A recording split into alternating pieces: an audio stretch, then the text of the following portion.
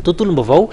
miompana amin'ny fitaterana anabakabaka kosa lefa 7 io no anaran'ilay drafo-panovana na plan de transformation any Madagasikara iarahan'izy ireo miasa amin'ny Aerostral izany ary nampahafantariny tale général ny kompania mpitaterana Madagasikara omaly ireo teboka lehibe izay tsara ho fantatry ny rehetra ao anatin'izy ity.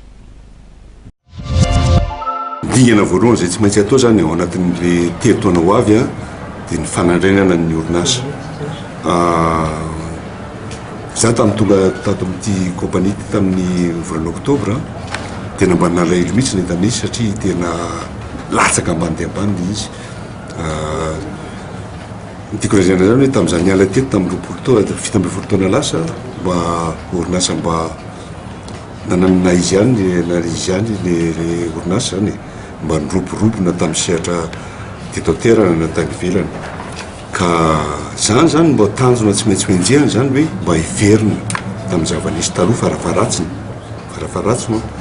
ary mba hiotran'izay natao koa ary tena mba enjehana ka le fanarenana zay tsy maintsy mandalo amina sehatra vitsivitsy na maromaro hoe fitenenana anisan'izany zany le fiova-toetsaina atao amin'ny orinasa ny fanajana ny mpanjifa ao koa zany ny fanarenana ny fitaovam-piasana anisan'izany ny fiaramanidina anisan'izany koa ny fitaovana ohatra ny resaka ordinateur ohatra lazako aminareo fa sahirana mihitsy ny ankizy miasa amin'ireny ankehitriny indrindra moa fa ny any amin'ny faritra ka arakindrazaiko to io zavatra io dia tsy maintsy atao miaraka amin'ny Aerostral zay anampy be an'le orinasa zany ary itsika